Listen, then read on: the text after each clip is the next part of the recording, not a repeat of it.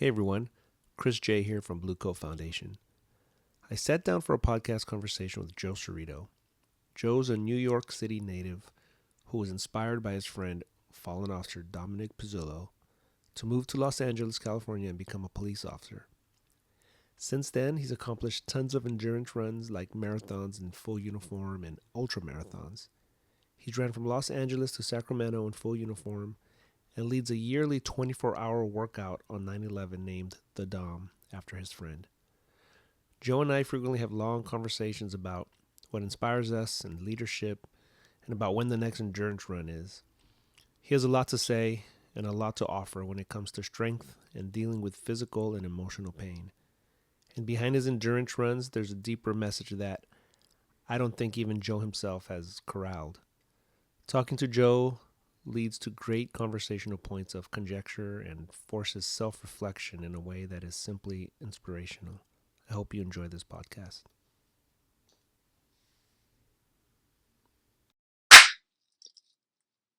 That's just the marker. Yeah, you don't need much. You really just need an iPhone, and that's it. And a quiet room. No, you don't even need the GoPro. Just need an iPhone. Go in your closet, put a light on, and do 15-minute just inspirational things. Add a video if you want. Yeah. I think it's talking to right here. Oh. Let me bring it closer. Oh, I can do it. Does it get closer? Or maybe you could scoot to the right a little bit. Yeah. Yeah. Okay, can you hear me now? Yeah. Okay. You know how soothing that is? You felt it, didn't you? You're a pipe smoker? You know, it's interesting. I started smoking tobacco pipes a year ago. So I stopped doing chewing tobacco. My dad was a big pipe smoker. Really? Yeah. He had all these really cool pipes. He still does. I don't know where they're at. Smoking cigars regularly was kind of too much for me. Yeah. And started drinking a little less. Yeah. So I picked it up, and I picked it up because I remember my 8th grade teacher used to smoke a pipe. U.S. history teacher. Yeah. He was a Vietnam vet. Yeah. He would smoke a pipe in class. That's awesome. And I was like, let me give it a try.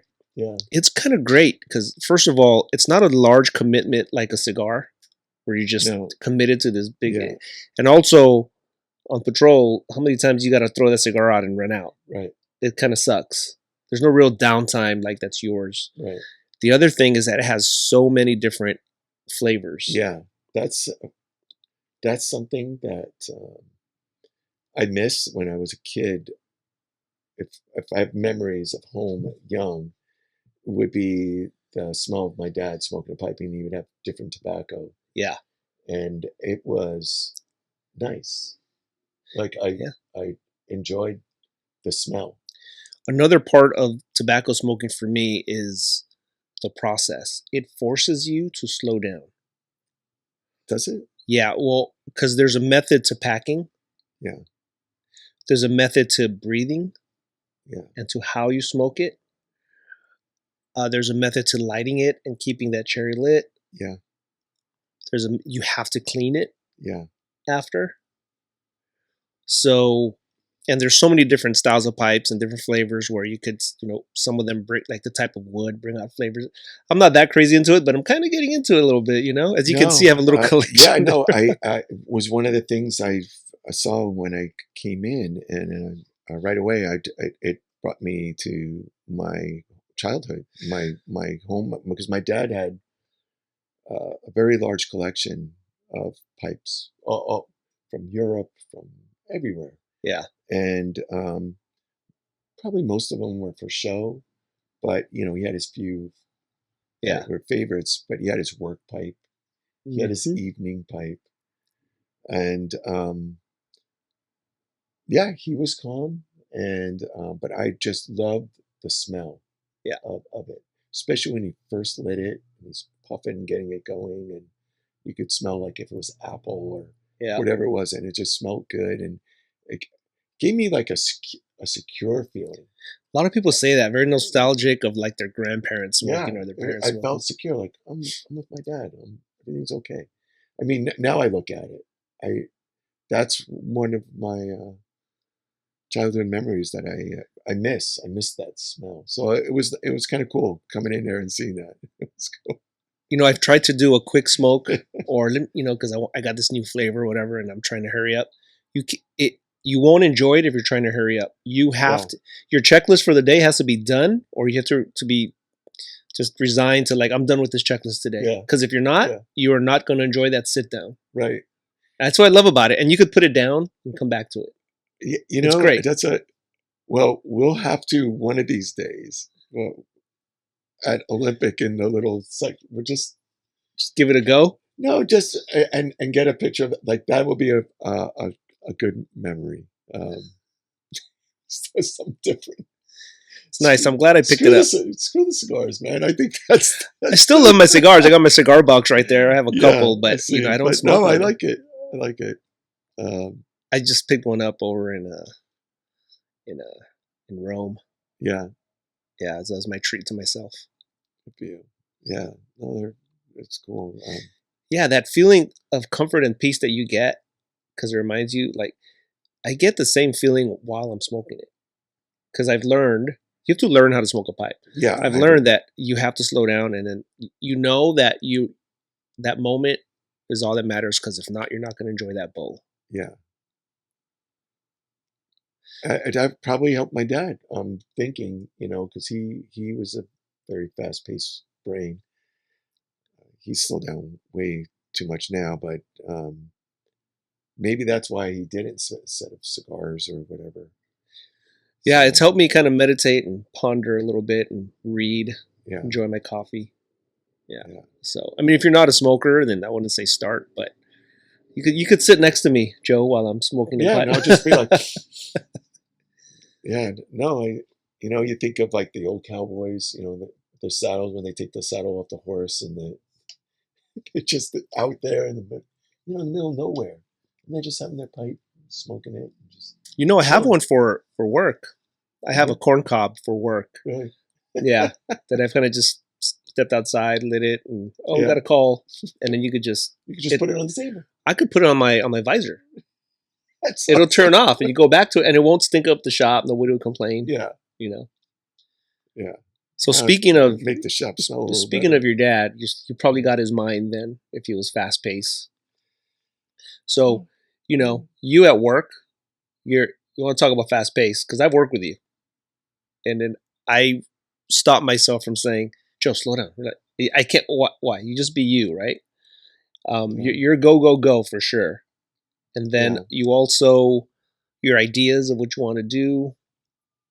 You know, for the cause and life and retirement, it's go.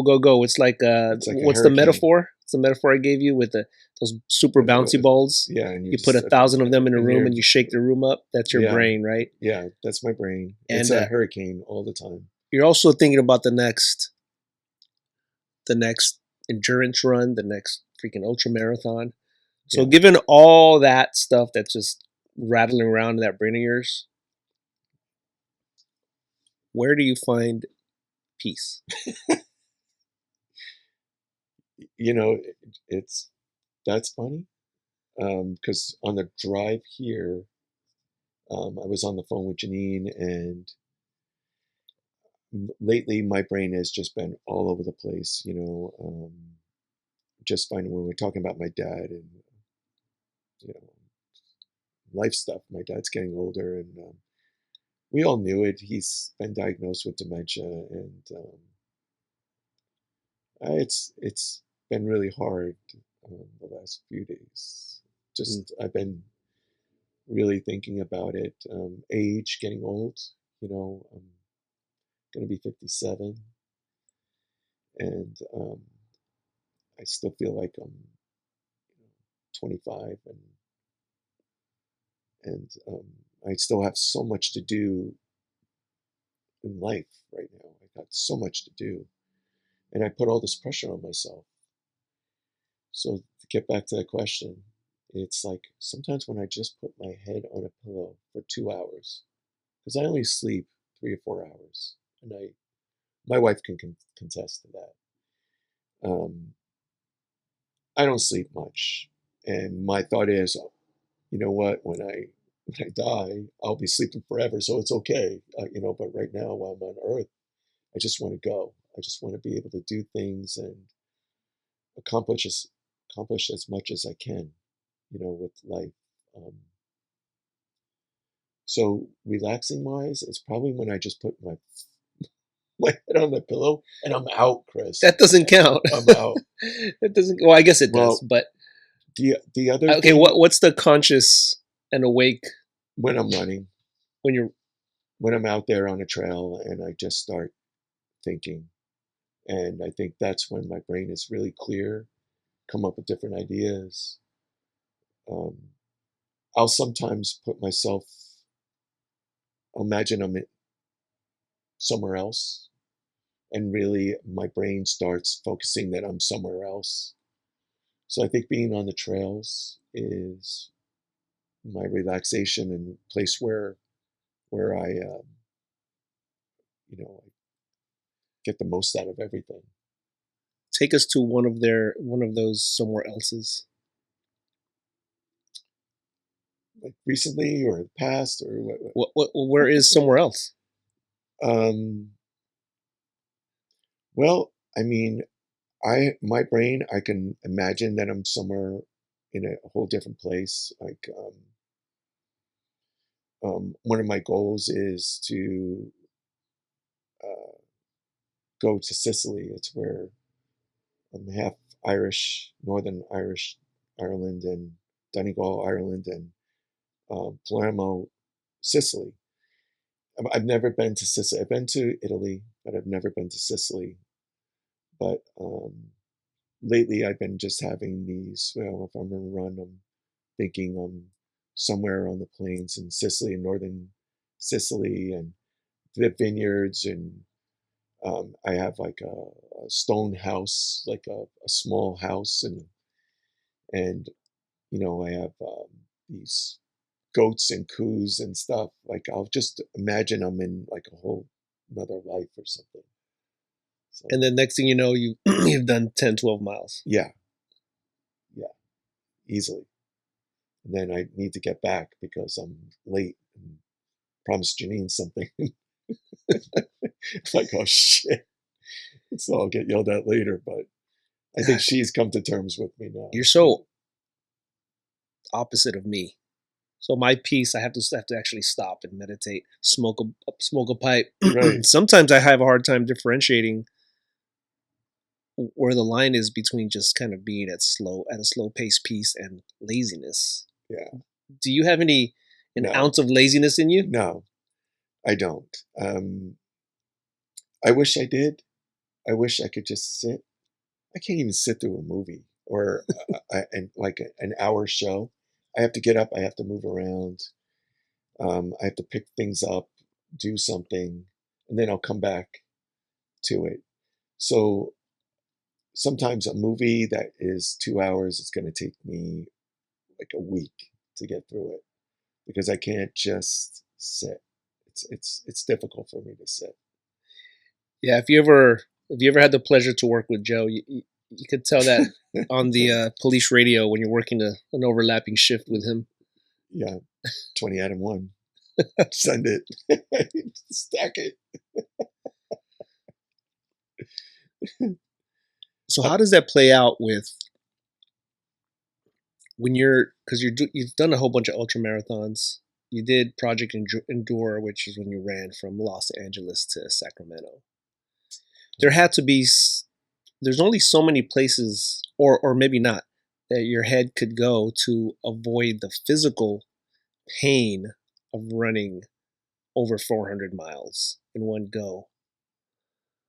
Tell me about some of the places you went during that run in your head, or how you got through the physical pain.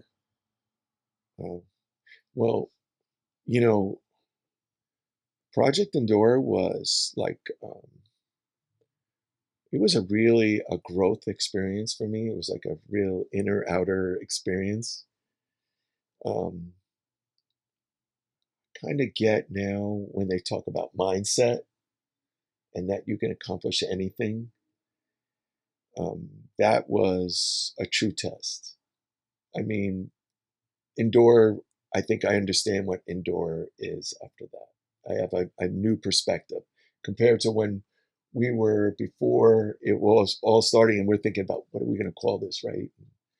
You think of endurance, and I think I get it after that. And I also think it changed my outlook of being able to accomplish things, um, no matter what. You're able to do it. I'm, and Chris, I'm no super athlete. Never was. I'm uncoordinated. I'm goofy. Um, I don't think of myself being a super athlete at all. Um, but when I'm running in the long distance, it's not about being athlete. I just put my brain in somewhere else. So some of the places, it'll be places. I'll think a lot about my past. Um, Project Endure, where it was this doing it for someone that's not here anymore. I brought up, I want to do as much as I can on this earth. I'm being a realist. I believe we're here once. I hope there's something better after this life. But right now, my brain only knows this life, and I want to do as much, see as much as I can. So lots of times I'm thinking about what can I do next, and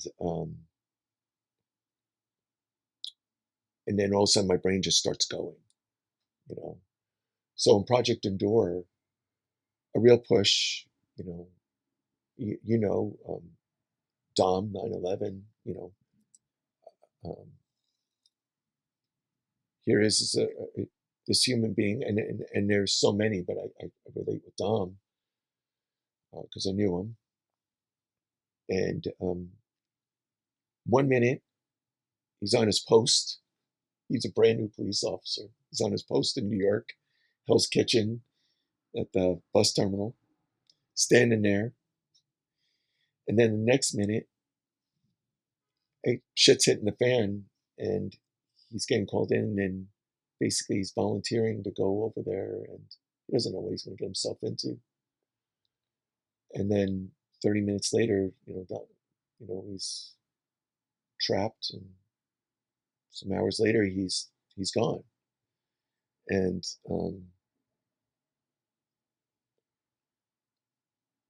I think that's what's inspiring me to do as much as I can on this earth, because you don't know when your day is going to come, and I just want to be able to accomplish all these goals that I have set out to do. So I think that was a push, was endure. I'll tell you, I could count on my fingers. I have 10, but there was probably more that I wanted to stop. I was going to make an excuse. Oh, my legs hurt, my calves, I have knots in my calves. You did more than most. You got a message out there. This is a little far-fetched. All these things were coming in my brain to quit. And then there was this thing to push on. And then you could see that you're able to push on. Even with all this pain physically, you're able to push on. So that's why at work or anything else I'm going, because paint a picture of how bad the physical pain was at its height, or some of those moments. Because I I rolled up about halfway through, and yeah, your face, it wasn't you. The pain was, well, you're dealing with two types of pains. You're dealing with the mental pain. Hey, Jack. You're dealing with the mental pain. And that is, your brain wants you to stop. The brain doesn't want you to be hurting. I follow Goggins, and Goggins gets this. It's like the governor of the car. Goggins says it's best. I got to hand this to Goggins, but I absolutely believe this. Our brain has a governor on it, just like a car, right? We all like the older shops because they're faster. They excel faster. I remember when we first started working, you and I, and there was the 8.4, 8.5, and 8.6 shops. The 8.6 were like the newer ones. 8.7s weren't there yet. The 8.6, we liked grabbing the 8.4s and 8.5s because they were faster. They excelled faster. They moved faster. And then the 8.6s, there was like this stop. It was like a little bit of a hesitation. But it's the governor in it. It slows us down because now we're starting to worry about, overdriving and all this other stuff. Well, your mind doesn't want to overdrive. So I've learned to eliminate the governor. So if you alleviate the governor from the car will excel faster. You alleviate the governor in your brain, you'll be able to do more than you think you're capable of doing. So I got it when doing indoor, because I ran marathons, and for that's huge, right? There's only a very small percentage of people that can run a marathon. It's a feat to do a 5K. That's what most people do, is a 5K, and that's huge. So now you're going from a 26 miler, like a marathon, which I've done. Okay, I can do this, to something, insane. I'm going to run to Sacramento. That's insanity. Like, the hell are you thinking? And then the logistics and the route you're going to do. For the majority of people, they would say it would be on a piece of paper and then forget it. But there was something inside that this is that ADHD or whatever. I don't know what I got. But I'm like, no, I want to do it. So I kind of really, I know here it is, my brain's going, right? Kind of, I relate myself to a bloodhound. Goofy looking, don't look very athletic, don't look the part at all. But what is incredible about a bloodhound, not only do they have this gift of smell and they're able to, and my nose is just as big as a bloodhound, so I'm good, right? But what's great about bloodhound is they're stubborn, and they will keep going and going and going until they drop dead. They will stay hooked on that scent, and they will keep going, and they get frustrated when they get pulled off. And I'm like, that's I'm a hound. I'm a bloodhound. I'm this goofy looking person, but man, I'm stubborn, and I will keep going. If my brain is stuck on something, I will keep doing it until I can't. So when my legs were giving out and when they were hurting, and my calves there were knots. There's still knots in there, Chris. Let me fix this thing. There's still knots in there from almost 10 years ago. I still get them. My calves will knot up. My knees were in pain, but I figured out a way to keep going. So I think I was in Central Valley, and honestly, I was going to tell Kristina that I don't know if I can do this, Kristina. Like, I'm falling apart. I thought my injuries, the hurt I was feeling, I thought I was injured. And I figured out, I had a few hours, and I figured out that if I took a real hot shower, I mean really hot, steaming, that it's going to burn me. And it did. I had burns on my legs. I show a picture of the back of my legs. Literally all the skin is gone. That was my back legs and my feet. The skin is gone. There was layers of skin gone. And what I would do is take a real hot shower, and it numbed everything out. I was able to move. And then I would put those cold heat wraps. I put them on the back of my leg and all on my calf.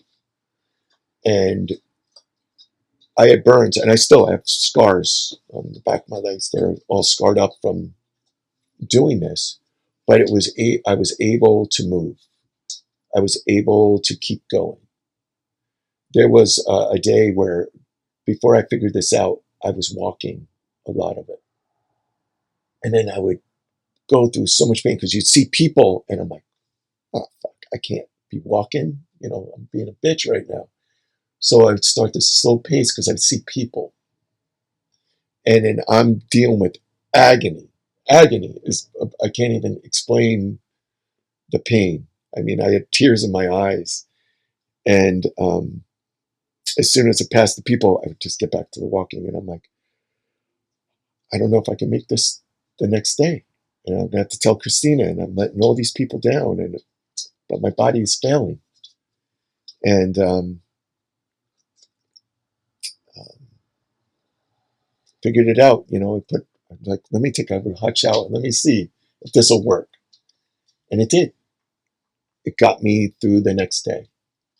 So when you're saying this is, don't look at the big getting Sacramento. My thing was, I just need to get through the day, and then I'll worry about the next day. But I'll be one day closer. I mean, we all talk about like retirement. Oh, one day closer to retirement. Well, one day closer to this feat that I've set my crazy mind out to do. And no one thought I would do it. No one. Everybody was concerned. And I mean, I know you believed in me. I believed in me. Kristina is just as crazy. She believed in it. But I think the majority of people didn't think we were going to make it. You mean outside of the team? Like the team that was... you mean the team that was taking... Even them, I thought, I don't know if they think. They're just going to go for the ride. Like, hey, we'll see how long it lasts, right? But we'll do it. Yeah. But I learned a few things in doing that. The importance of people for me. People. And why I run on the trails alone. So when there's people around, I get this energy. And I'll tell you, when I go to Olympic division, I see my peers, my people. God, I could be having the shittiest day, but they put energy in me when I see them. It turns me out. Like, I'll do these crazy workouts at Olympic, right? Because I get energy from the station. I can't do the same type of workout at my gym at home. I don't have that same motivation. But when I'm at work and I see these people, God, I get energy that I can accomplish and do anything. So I think people that I love and that I care about helps me get through a lot of stuff. What about the strangers? You had families of fallen officers meet you along the run. You had no idea who they were. They just heard a story about you running for fallen officers. Well, go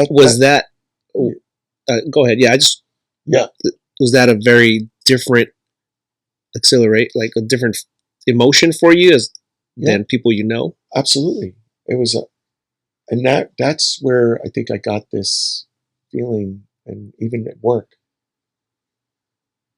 Like, here's this family, people, energy.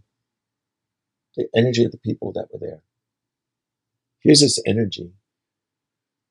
But now they're telling me about a story about a loved one that they lost. And they had to figure out where we were, because we were kind of stealth half the time. it was officer safety to kind of put it out there. Yeah. But people figured it out. And Chris, they were out there at weird times in the mornings, in the middle of the night.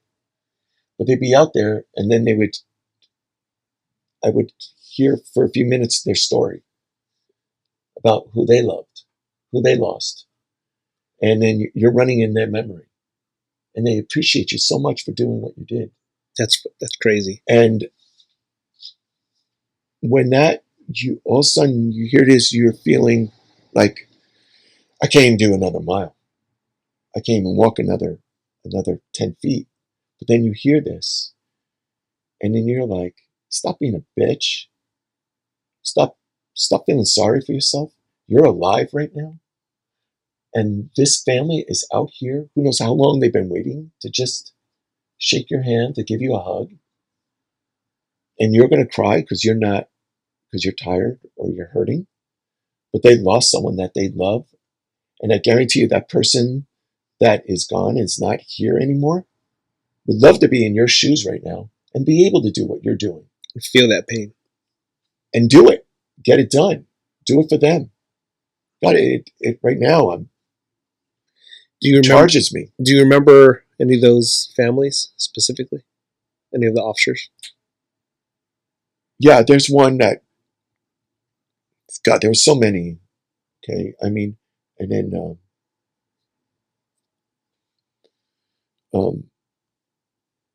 you have to, there's one in particular, I got to post it. So I'll tell this story. And this was, I don't even know where the hell I was. I was up north. I pretty much say I was in Madera County. I think I say that about all my stories. That I was in Madera County, because that's just one county I remember from going up there in Madera. But I was running, and we had to go off course. So we basically tried to stick with the 5 freeway going up off to the side. But quite a bit of it we had to maneuver around. And I remember I had to go through some park, and we're not going to have the follow vehicle. So someone's going to be riding a bike with me. Where'd you guys get a bike? Was it your bike? I don't know. I think we did put a bike in there, huh? Or because we thought of everything. Someone gave us a bike. Or, I don't know. The bike that you gave, I think the chain broke earlier, so we had to ditch that bike. But I think we somehow got another bike. Don't ask me how. Okay, so I won't interrupt anymore. I'm sorry. So there's a bike there following, and I'm off path, and everybody's concerned because my brain is at this point gone. I'm not thinking very clearly, and I know this path, but they want to make sure I get through this park. And here's this family, and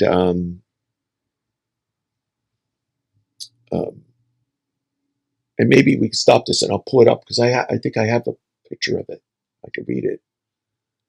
I would have been prepared, but I just remember it was a woman and her family, kids, and she comes up to me and she's yelling my name, Joe, Joe, Joe, and the difference, Kristina would say, I think a lot of the issues I had with my calves was that when people were out there, I stopped and I hugged them or shook their hands. And that stop and go started beating the shit out of my legs. And I remember Kristina giving me some advice saying, you just got to power through it, Joe. You can't stop for everybody. If you stop, you're not going to make it. And, but I couldn't help that because I felt if they're out there, the least that I could do is give them a hug and say thank you for being out here. And that to me was important. So I remember stopping, and we're hugging, and they're like saying they're proud and whatever. You don't know who they were at that point. No. And I'm off. I'm going. And then I get to the checkpoint where we're getting back to the van, and we would change out our clothes often, just let them dry out clothes. So I was changing and checking my pockets, and it's soaked with sweat. and reading it and reading about her husband, who was a SWAT officer in Oakland, and I believe he was killed in 2009, and he ran that same path that I was running. That's what was one of his runs. And she said, "You're running in his light. You're running his path." And that gave me so much energy. And I didn't feel sorry for myself. And I felt this like power, like I'm powering through. I'm going. I'm going to keep going. And these are just examples of what it was like going up to Sacramento. And the strength of people. And I think it's more, like this human touch and love. I think it does something for people, for us. And it helped me power through and get through all this pain that I was feeling and this mental block of saying, "Joe, you could stop now." And I felt I couldn't. I remember when Kristina and I got to the memorial in Sacramento. We went to the back and we're crying. We're looking at each other and crying. We're like, should we just run back now? Shit. Because we felt like Interesting. we didn't want to stop. And then all of a sudden now we're going to go to the emergency room and get checked out and all this stuff. And but we didn't want to stop. I can't speak for Kristina. She was also a big, huge part of the success of it. Her being there, and I was very proud of her and her accomplishment. And I'm very fortunate she was there to endure this with me. We have something that we'll share forever. How many marathons have you done in uniform? How many ultra marathons have you done? And how many DOMs have you done? So the DOM it started as an 8-hour shift, an 8-hour workout that represented your friend Dominic Pezullo's work shift on 9/11. Yeah. Where you would run a lap. How much was a lap?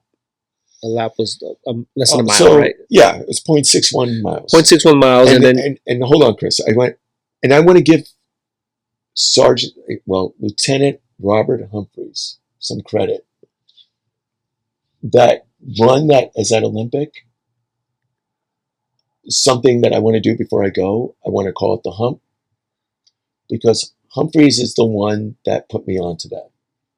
So Lieutenant Humphries, who was my sergeant in gangs, Olympic gangs, he would run that, and I took that from him, starting to run all the way down to Pete parking level 2 and up, and he was 0.61 miles. So Humphries is the one that started, but there's a few of us that do it. Yeah. Me, I'm probably the most consistent, but yeah.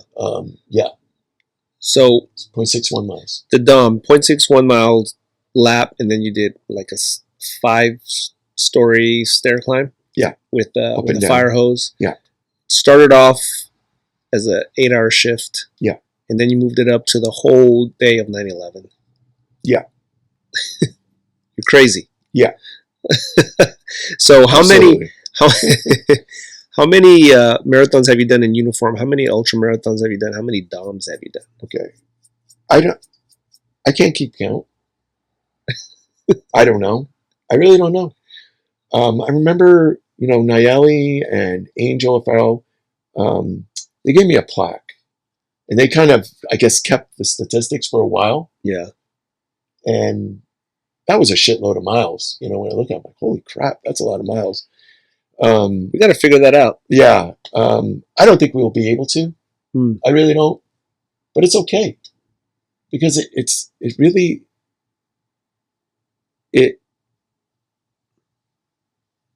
I guess it's something that's not that important to me. It's like how many miles. It's just being able to do it, because the last one, in March, did the,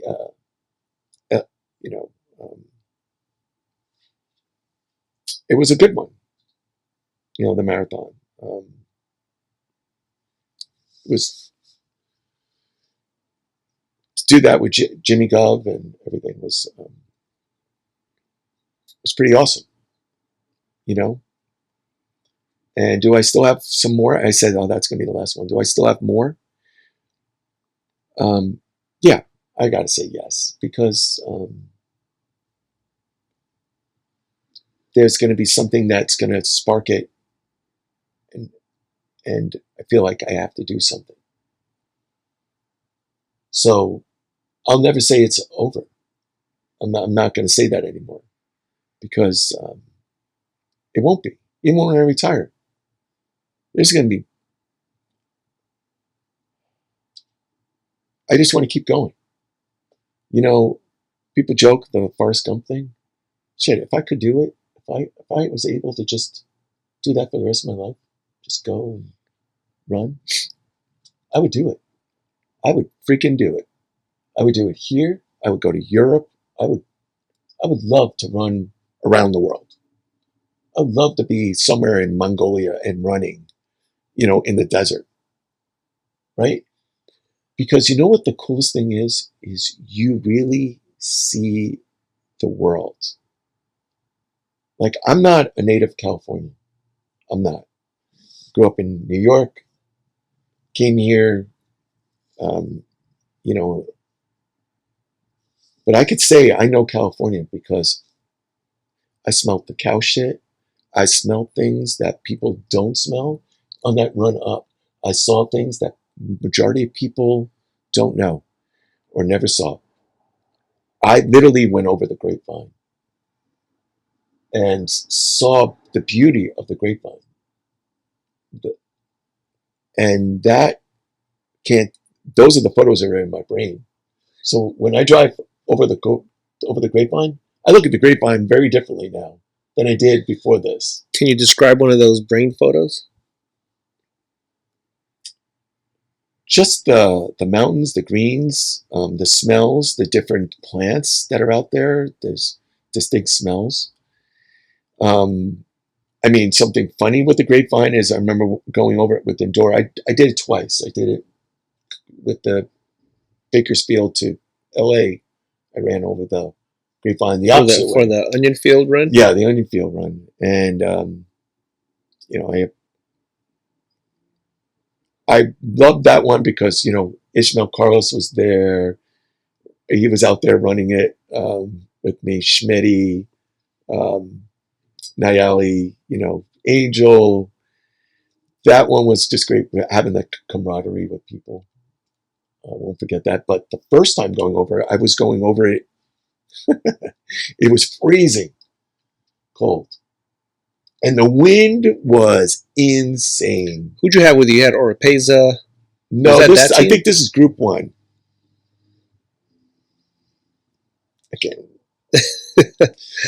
Well, go ahead. So the Oropeza gave me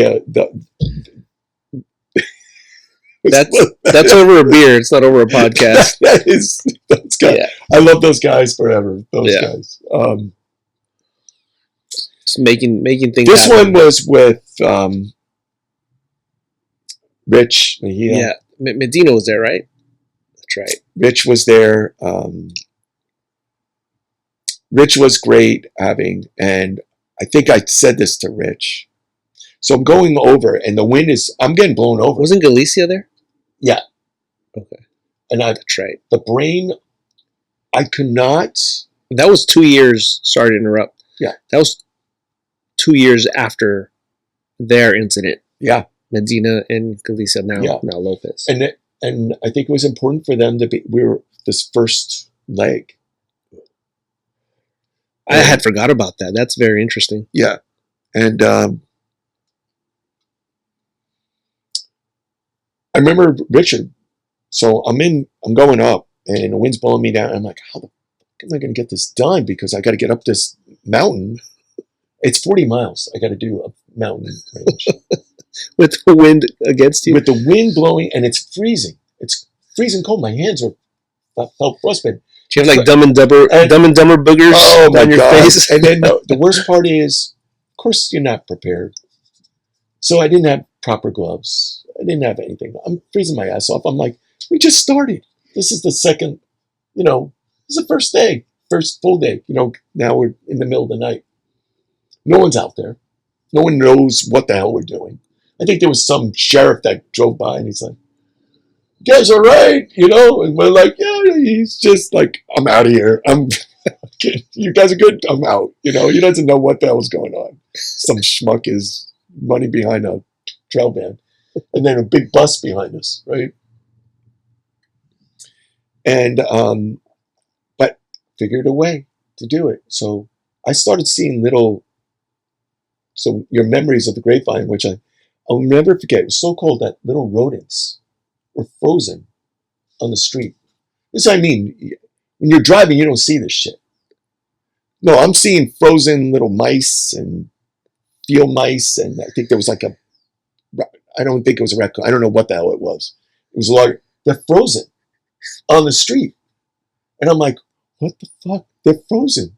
They're frozen. They're like, they're just, and I'm running. There was a bunch of them. So I had to figure out, how am I going to do this? So when you say, like, what do you remember? so what do you remember? It's fucking little mice, frozen little mice. That's like, they're how beautiful. And I'm stepping over them, or maybe stepped on them. I don't know. But I'm like, what are you doing? You decided to go, California's not New York, cold, but it's freaking cold. And I'm up, on the Grapevine. Of course it's cold. Never thought about that. Or the high winds. Never thought that. But you know what? We're cops. We figure a way. We adapt. We're not going to quit. I got to figure a way. So I started running. I told the foul van to slow down. I got right behind the foul van. My nose was, there's the door of the foul van, and I'm holding onto the handle. And I'm running. And the wind, I was able to block the wind. And then, boom, all of a sudden the miles started going. Now I'm saying, hey, you can move, take this a little faster. And I just stayed behind the van. I thought holding onto the van, probably not the smartest thing to do with the jerk. I don't want to break my hand. But knew that I had to stay behind that van. That protected me from all the heavy winds. And then we got lost. Then we got up, we're going around, and GPS, all the stuff that we're depending on is kind of, we can't figure things out. And of course, there's a fork in the road and which way we're going to go. And looking at the map, Chris didn't tell us about this. This wasn't here. But a lot of stories, man, Chris. But that's one of the Grapevine stories, was the frozen mice and things that were on the ground. And they're just, I'm like, it makes you think of like people going up to Mount Everest, seeing the humans that are there frozen forever. Have you've heard about that? Of course. That's insane. Of course. Now, if Janine's ever listening to this, of course in my brain, yes, I want to climb Mount Everest. Don't do Mount Everest. I won't let you do Mount Everest. That is one of my things that I need to. No, you don't need to do Mount Everest. You don't need to do Mount Everest. We'll see, Chris. We'll see. It's not something you need to do. We'll see. I got this. I sent you a picture of this book I just got. It's right behind you there. Have you read it? Yeah. And funny you're saying, I also have it on Audible. Audible's good. Yeah. So you read it. So it's the Need to Lead. Yeah. Just heard I heard this guy on a podcast, so I thought Yeah. it sounded really good. Yeah. Can you tell us about a book that has inspired you, that you think coppers could read? Even Audible. That counts as reading. Listen. Nice boots, by the way. Oh, thanks. These are old. I've been meaning to get some shit kickers myself. They're. I actually would love to Look run at that. It's got some barbed wire. Yeah, it's got barbed wire, little US. Yeah. I like that. They're old. I wear them a lot. They're really comfortable. I think they're more comfortable than my running shoes, actually. I like wearing them. I want to run them. I need to get some. I'm going to get myself some for Christmas. They're cool. I'm not going to run it, though. But yeah, a book. Well, there's a lot. So this, well, I want to take it down if it's okay. You got a few here, but so there's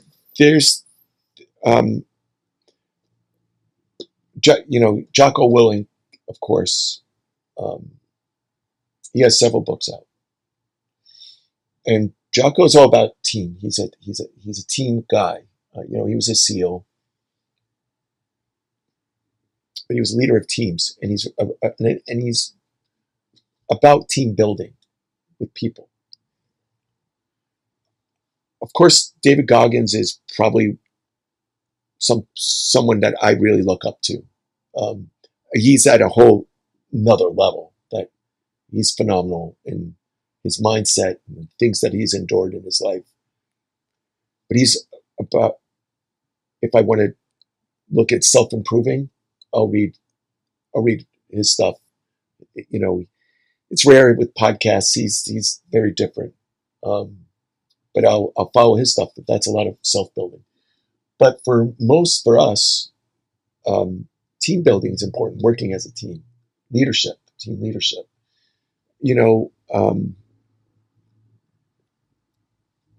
One of the supervisors the other night asked on the sergeant's list or anything. I said no. I laughed. I smiled and laughed. I said no. Do you have any? And throughout our years in the career, promoting. Right? Never had that. I don't think of myself being a slap or that I'm comfortable. I don't feel myself being comfortable at all. But I understand their leadership roles, but I also believe that in our field, that P1 needs to be a leader. P2s need to be leaders. P3, definitely, I think, very important to watch. And of course, your supervisors, your sergeants, your field sergeants, leadership is important for everyone. So these books really helped me. I don't have to have 3 stripes to be a leader or brass on my collars to be a leader. I could be a leader in the position I'm at. And so all these books like this, The Need to Lead, incredible. This guy, Berke, I mean, talk about someone that took the governor off, like I said before, and went for it. Marine, and then not only was a Marine, but became a fighter pilot in the Marine Corps, which is little. It's not like the Air Force or anything, or the Navy. He's in the Marine as a fighter pilot. And then he becomes a Top Gun instructor. So he's the best of the best of the best, right? And then when Afghanistan and Ramadi, he's not even up in the sky. He's in the Marine Corps helping putting these strikes together. So his knowledge and all that is helping for airstrikes to help with the ground troops. But he's out on the ground. He's a pilot. It's insane. But it talks about the leadership. And this never quit attitude. And I think something that I take from this, and I tell, and I know we're going off. Here it is, my brain, right? But I tell a lot of the P1s, you're a field training officer. I'm a field training officer. I'm very proud. I think most important job in the department. I don't care what anybody says. We have the toughest job. And it's getting even tougher now. And I'm proud of that. And one of the things I tell the P1s, all the P1s, is, we as as training officers are worried about them spiraling. We fuck up every day. There's mistakes every day. But you can't let that mistake take you and ruin your whole day or spiral down into the drain. So we're in this world of perfection. That's the way I feel. I feel that I'm getting into this. I'm feeling the pressure that we have on our job is not so much dealing with the citizens that we serve, but where the perfection and everything that we're worried about is within. That's the pressures. I'm going to be open. Like, we have to be so on top of everything when we're out there in the field and making right choices to near perfection. Otherwise, there could be consequences. And our consequences, not being late for work, our consequences, someone can die. So we have to make all these split decisions. And there's a lot of pressure with that. And sometimes you're going to make mistakes. So what I try to tell the P1s is, you're going to make mistakes, but where I'm going to get angry is if you spiral down and you just ruin the whole rest of the day. Or you give up on this job.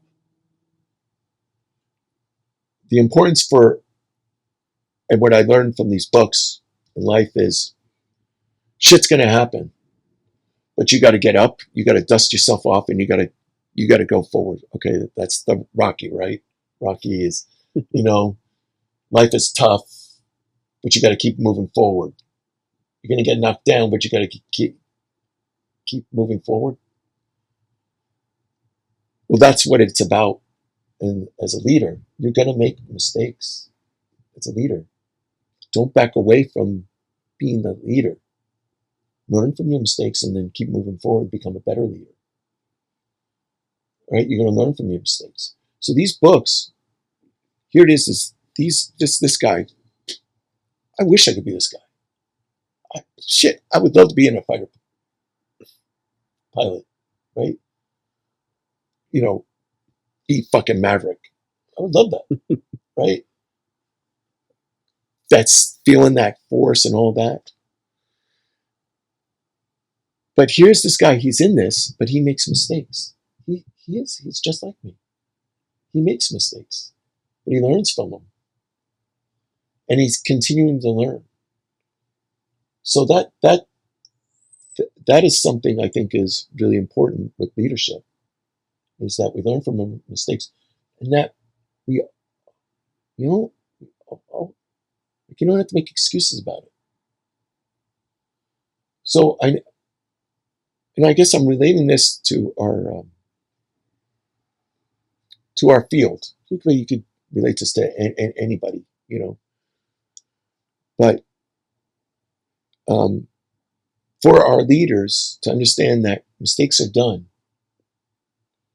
but it's for us to empower the individual, give them that strength to keep moving forward and not to give up, or not to back up, or not be that guy that says, I'm backing, that they want to take initiative and take that call. And yes, something might happen in it, but I'm going to be able to dust off, learn from it, and keep moving forward. So, just like your run, if that map didn't have an alternate route, you figure it out. Yeah. If there's a fork in the road that wasn't on the original plan, you figure it out.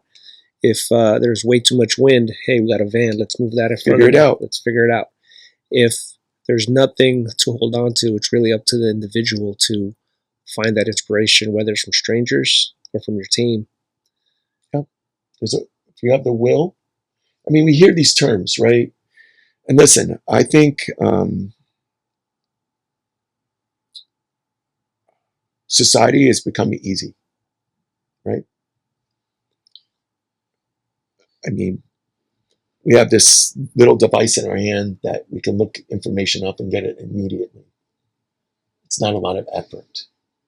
It's not a lot of effort. And I look back, yeah, I'm not going to give myself a pat on the back or think I'm this person that, running up to Sacramento.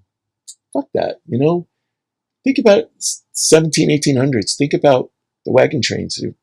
People didn't have shoes that we have, high-tech shoes. They had some leather soles and leather. And even now in some parts of the world, you don't right, have to go back to right, but they walked across the country for a new life. They put all their stuff in a wagon, and then there was no roads. There was, this trail, and then you're worried about getting, attacked or whatever. But they did it. So me just running up to Sacramento, that ain't shit. I had people with me. Okay, sometimes we didn't have food. I did live on a day of Skittles. Food just wasn't there. We didn't prepare that day. But I knew I wasn't going to die. I didn't know about the Skittles. Oh my God. That's a whole other story. But there were a lot of breaking points for Endure. Another thing, we could have bailed out. I call him Big Bill, but we had a retired RHD sergeant. He just retired and had a $400,000 Class A motorhome with a trailer that had, swag stuff and all of our food. We had a washer dryer. We had the luxuries of this beautiful home on its maiden voyage, and within 3 days, it got. We should have just had him meet us at the next stop, right? But we didn't know, because who's ever really done this? Who really put the research into that? The cops, right? Yeah. But I'll never forget. We had to make a decision: do we keep going or do we stop? Because now we just lost this. And the van that we're going to keep going with just was part of the TC that happened. So we're putting cardboard on the back door, and I remember it wasn't even a thought to stop. I'm just going to put a few things in a plastic bag. It was a Target bag, some underwear, some socks. I'm going to run in my BDUs, but we're going to get this done. Right? So that was the first, before the injury, before the pain. This is maybe day 3. Obstacle. Right. First obstacle. This was the first obstacle of that, where we could have stopped. And we had every excuse too.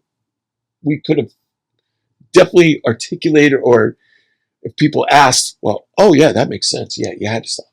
But we just, no, it's good. And then when we did that, well, now it's a whole new game, because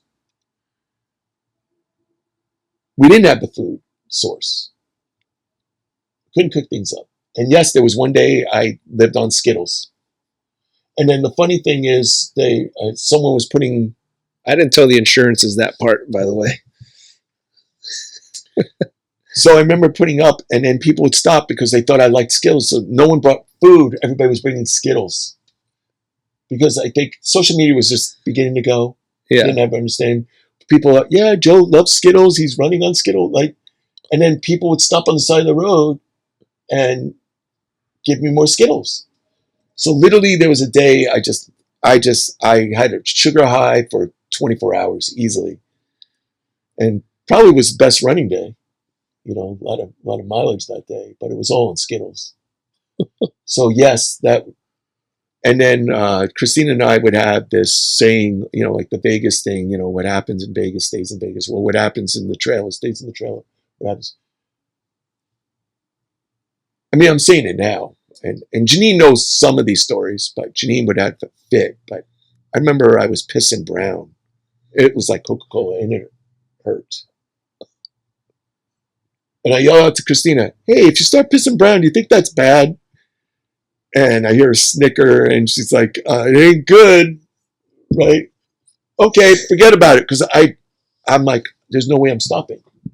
But basically what was happening is your body wasn't acquiring enough calories. So that you could eat all you wanted, but we were burning so much. And then it was eating away the muscle tissue. And then your kidneys can't absorb the high proteins. So it's getting through, and then you're pissing the shit out. So not good. I highly suggest don't do that. But I learned in other runs, baby food is important. I squeeze it, and as I'm running these long distances, I'm squeezing to keep maintaining that calorie base. But I didn't know that on indoor. So I learned all this afterwards, the 6 months of going to the doctors and getting my enzyme levels stable and shit stabilized, liver, things that you need to keep going. But I learned. And now I'm more aware of that. So, but then I didn't. But yeah, I was pissing brown for a while. I'm saying it now because it's almost 10 years later. But holy crap. You're right. Next year it's going to be 10 years, huh? Yeah. Well, there are some plans to get the crew back together. That'd be nice. So we'll see how that goes. And so what's I was also thinking about another project indoor. The one that got scrapped was swimming to Catalina Islands, I think. Yeah. And the research there, it was that we would have to get somebody to fund shark repellent. Yeah. All I could think about was that old Batman episode when he's hanging from the helicopter. And the shark coming up, yeah. So when he throws down the shark repellent, that one seemed a little too dangerous, kind of like going up to Mount Everest. So, but kind of the mind is thinking about another one, and just putting that out there. What's next for Joe Cirrito? I think he should start a podcast and write a book about his running. He would inspire many. That's what I say. But in your little mind and little world, what's next? Any runs coming up? Well, we were supposed to, and there was a few of us from Olympic that were going to run Big Bear Marathon. I'll talk about. I do have to beat something up in Big Bear. Big Bear is it beat you? Did that run? Big Bear. I did what they called the Kodiak. It was an ultra run, and a lot of there's been a lot of failure in all these runs.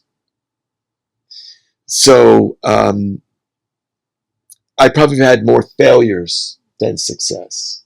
Like a lot of these people that have done some weird shit, there's failure. You just don't succeed. The Kodiak at Big Bear, I could say it was a success in a sense, but it was a failure. I got timed out. How many miles is that one? That was a 100-miler, as I remember. Easy. Just a 100-miler. But high elevation and not enough water. And then also it was 94 degrees dry heat. And with that run, they open up an area. It's called the Siberian Canyon, and it's for this race. And you do switchbacks about 8 to 9 miles down, fill up your camelback, and then 10 miles switchback up to the next mountain. And this is when you're at like mile, I think it was like 68, 70. When you got to the top, you were at 72. So gives you an idea. So I learned a lot from there. I have but I was supposed to do not as intense as that one, but a Big Bear Marathon, just the high elevation to do that. But part of the road that we were going to run got washed away, so it was canceled. Next year I'll do it, but probably the LA Marathon again. Right. I've been getting into rucking, hiking. I'm beginning to really enjoy that. So probably some endurance stuff with that. Nice. I had a great hike. I do have to share this, and hopefully Dave Hoskins, Lieutenant Dave Hoskins, very humble. What a great guy. What a positive guy. I just have to say. And Captain Mike Lorenz. We went on a hike, and cops, even when they're higher up, we're still cops. And we started this hike, and we put it this way: we ended up creating our own trail to get out of the hike through bushes. And we found the freeway, and we got out because I don't know.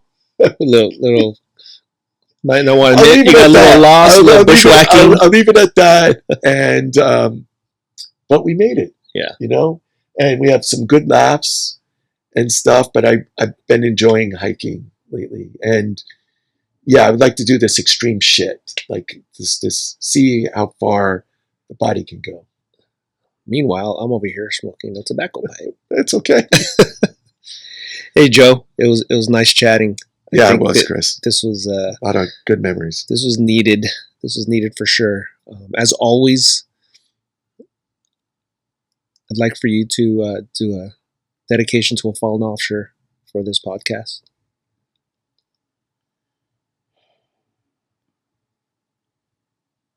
Why don't we both do it? Right now, my heart is out for San Bernardino, and to all the families. And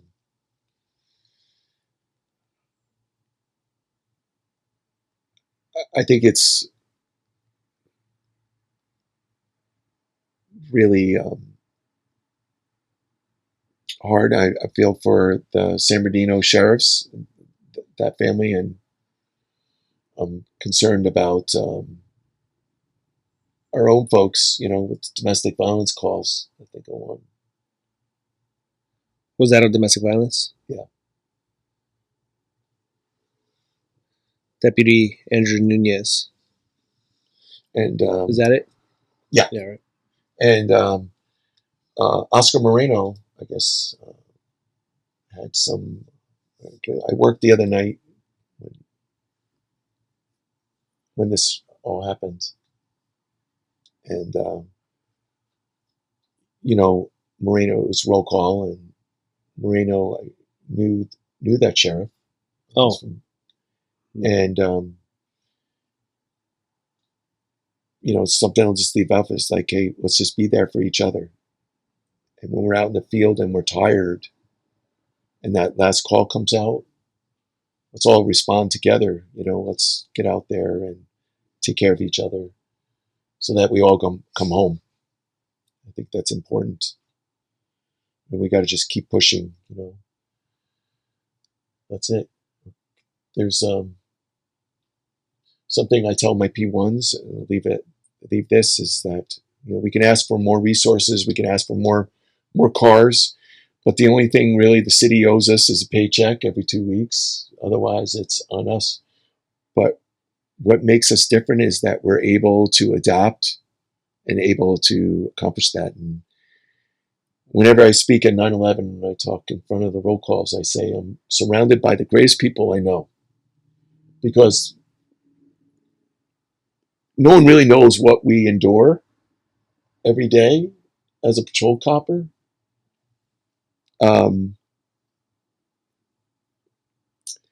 But we keep showing up. Roll call, everybody's in there. People could have been overtime for hours, but yet they'll show up the next day. And I love that spirit. You know, I love the spirit of a cop, man. We're a special breed. And I'm very proud of that and proud of all the people I work with. And when you hear something horrific like this, it hurts, because we all go to these domestic violence calls and stuff. So, anyway, to Nunez. To Nunez. Thanks, man. Anytime.